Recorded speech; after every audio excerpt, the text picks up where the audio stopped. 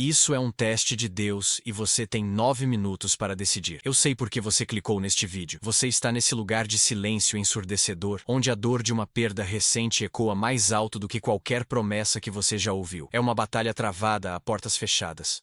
Uma angústia que te sufoca enquanto você tenta mostrar ao mundo que está tudo bem. Você se pergunta: Deus, onde o Senhor estava? Eu fiz tudo certo. E essa sensação de injustiça, de ter o tapete puxado debaixo dos seus pés justamente quando você mais se esforçava, é paralisante. Ela planta uma semente perigosa de dúvida, sussurrando que talvez você tenha sido esquecido, que sua fé foi em vão. Essa névoa de incerteza te cega, te impede de avançar, e se você não tomar cuidado, ela vai te convencer a abandonar a jornada exatamente no quilômetro final, a poucos passos da linha de chegada que você tanto sonhou. Mas preste muita atenção em mim agora. E se essa perda que te quebrou não for um castigo, mas uma coroação? E se essa dor profunda não for um sinal de abandono, mas a prova final, o último degrau antes da sua promoção divina? Nos próximos minutos, eu não vou te oferecer clichês vazios ou falsas esperanças. Eu vou te entregar um mapa. Vou te mostrar, com base na palavra, 3 sinais claros e inconfundíveis de que o que você está enfrentando é o teste da perda, o mecanismo que Deus usa para forjar gigantes espirituais antes de entregar vitórias extraordinárias. A Bíblia é clara ao mostrar que antes do palácio vem a prisão de José, antes da coroa vem o gigante de Davi. Sua história não é diferente. Fique comigo até o final, pois o terceiro sinal é o mais sutil, e o que faz 99% das pessoas desistirem sem saber que estavam a um passo do seu milagre. Isso nos leva diretamente ao primeiro e mais desconcertante sinal: a perda inexplicável e injusta. Este é o momento em que o céu parece de bronze e a lógica humana se desfaz completamente. Deus testa a profundidade da sua fé exatamente quando a lógica falha, permitindo que uma porta se feche com estrondo no exato momento em que você estava fazendo tudo certo, seguindo todos os passos da retidão. Ele permite essa aparente injustiça para fazer a pergunta fundamental da sua jornada espiritual: você o ama pelo que ele te dá ou por quem ele é? A história de Jó é o nosso maior exemplo. Ele era um homem justo, íntegro, que honrava a Deus em tudo, e da noite para o dia, perdeu tudo. Humanamente, não fazia sentido, mas espiritualmente, era um teste para provar que a sua adoração não estava condicionada às suas bênçãos, mas ancorada na soberania de um Deus que dá e que tira. Pense na sua própria vida, neste exato momento. Lembre-se daquela promoção no trabalho que era sua por direito, mas que foi entregue a outra pessoa sem justificativa. Recorde-se daquele projeto em que você investiu suas noites, suas economias e sua alma, apenas para vê-lo desmoronar por razões que ninguém consegue explicar. Talvez tenha sido aquele relacionamento saudável, pautado pela oração e pelo respeito, que terminou de forma abrupta, deixando um vácuo de interrogações. Você estava orando, se esforçando, semeando o bem, e de repente, colheu o caos. Essa sensação de ter sido traído pela própria vida, esse nó na garganta que vem da injustiça, é precisamente o cenário que Deus escolhe. É um campo de provas, onde Ele te pergunta: você ainda confia em mim, mesmo quando meu caráter parece contradizer suas circunstâncias? A dor dessa injustiça é o solo fértil para o milagre. Agora, pare por um instante e responda com sinceridade, apenas para você mesmo. A perda que você sofreu parece completamente ilógica? Quando você tenta explicá-la, as peças não se encaixam? Se você estava caminhando em obediência, buscando a face de Deus, e mesmo assim o chão se abriu sob seus pés, entenda isto: este não é um sinal de que você errou o caminho. Este é o primeiro e mais poderoso sinal de que você está exatamente onde deveria estar. A injustiça é o palco preferido de Deus para manifestar a sua glória de forma incontestável. Ele permite o que a razão não pode explicar para que possa fazer o que a força humana não pode alcançar. Portanto, se sua perda veio embrulhada em injustiça, respire fundo, pois você acaba de passar na primeira fase do teste final para a sua promoção. E isso nos conecta diretamente ao segundo sinal, que surge sutilmente em meio aos escombros da sua perda: a tentação do atalho. Preste muita atenção, pois o inimigo é um estrategista mestre. Logo após a porta de Deus se fechar, ele sempre abrirá uma janela que parece ser a solução perfeita,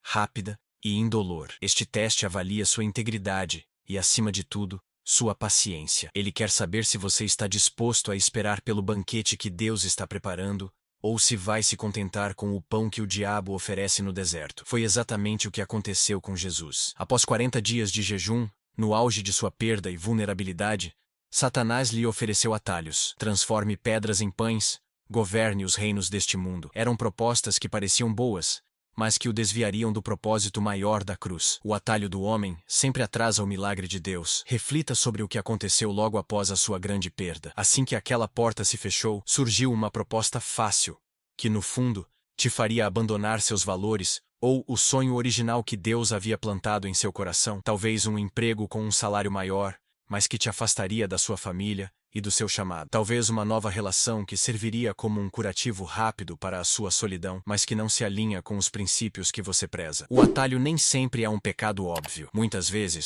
é simplesmente uma alternativa boa que te impede de alcançar o excelente que Deus reservou para você. Se, em meio à sua dor, uma solução rápida e tentadora apareceu, exigindo que você negociasse sua integridade ou sua promessa, este é o segundo sinal claro de que você está sendo testado para algo muito maior. Mas é agora que chegamos ao teste final. O filtro que separa os que recebem a promessa daqueles que morrem na praia. O terceiro sinal é o que faz 99% das pessoas desistirem, pois ele ataca a nossa necessidade mais humana, a necessidade de uma resposta. O terceiro sinal é o silêncio de Deus. Depois da perda injusta e da tentação do atalho, você clama, você chora, você busca uma direção. E tudo o que encontra é o silêncio. Deus se cala para aplicar o teste mais profundo de todos. Você o ama por quem ele é ou apenas pelas respostas que ele dá? Ele quer saber se você confia na promessa mesmo sem ouvir a voz do prometedor. O silêncio de Deus não é ausência, é preparação. É um convite para um nível mais profundo de intimidade, onde a sua fé não depende mais de sinais, maravilhas ou respostas, mas está firmada unicamente na suficiência dele. Este foi o teste mais severo enfrentado pelo próprio Filho de Deus. No auge de sua agonia na cruz, Jesus clamou: Deus meu, por que me desamparaste? E o céu permaneceu em silêncio. Um silêncio que guardava o poder da ressurreição, mas que naquele momento era a expressão máxima da provação. Esse silêncio divino é o fogo refinador. Ele queima nossa dependência de sentimentos, de confirmações externas e de respostas imediatas. É nesse silêncio que nossa adoração se torna pura, desinteressada. É ali que Deus te pergunta: você continuará me servindo se eu nunca te der o que você está pedindo? Você continuará me amando se a única coisa que eu te oferecer for a minha presença? É uma pergunta devastadora, mas a sua resposta a ela é o que destrava a maior bênção da sua vida, pois prova que você não busca as mãos dele, mas a face dele. Agora, olhe para dentro de si. Você está nesse lugar? Você tem orado e a sensação é que suas palavras não passam do teto? Você busca em todos os lugares por um sinal, uma palavra, um sussurro e encontra apenas o silêncio? Se o que mais te angustia neste momento é essa aparente ausência de resposta, eu quero que você entenda algo com toda a clareza espiritual. Este é o sinal definitivo de que a sua promoção está assinada e selada. O silêncio sempre precede o maior estrondo da glória de Deus. Lembre-se, estamos identificando o teste que precede a sua grande bênção. Ele te deixou em silêncio não porque te abandonou, mas porque está nos bastidores, preparando a sua vitória. Ele precisava saber se você permaneceria fiel na quietude, antes de te entregar o testemunho que fará barulho por gerações. Você consegue enxergar o padrão divino agora? Percebe como cada etapa foi perfeitamente orquestrada? Primeiro, a perda injusta veio para testar o fundamento da sua fé, para provar que você serve a Deus por quem Ele é, e não apenas pelas bênçãos. Em seguida, ao permanecer firme, o inimigo te apresentou o atalho, a solução fácil para testar a sua integridade e sua lealdade à promessa original. E, finalmente, ao recusar o caminho mais curto, Deus se recolheu em silêncio para testar a pureza da sua adoração, para saber se você o buscaria mesmo sem ouvir sua voz. Não foram eventos aleatórios. Foram os degraus de uma escada de promoção espiritual. Por isso, a pergunta que ecoa na eternidade neste exato momento não é se a bênção virá, pois ela já foi liberada. A verdadeira pergunta é: você vai permanecer no seu posto para recebê-la? A decisão é sua, e precisa ser tomada agora. Este teste nunca foi para te destruir, foi para te apresentar. Cada lágrima que você derramou no secreto regou a semente da sua vitória. Cada momento de angústia em que você escolheu adorar, em vez de amaldiçoar, forjou em você uma autoridade espiritual, que demônios temem e anjos respeitam. Você é capaz de discernir a voz de Deus, mesmo no silêncio. A sua jornada é válida, e sua dor teve um propósito glorioso. Não desista agora. Não negocie sua promessa por um alívio temporário. O que Deus tem para você é infinitamente maior do que aquilo que você perdeu. Se você identificou esses sinais em sua vida, e decide hoje, neste instante, não desistir da batalha, comente aqui embaixo: quero minha bênção. para afirmar seu compromisso diante de Deus e de homens. Inscreva-se para receber mais clareza espiritual como esta e compartilhe este vídeo. Você pode ser a resposta de oração para alguém que estava prestes a abandonar a guerra.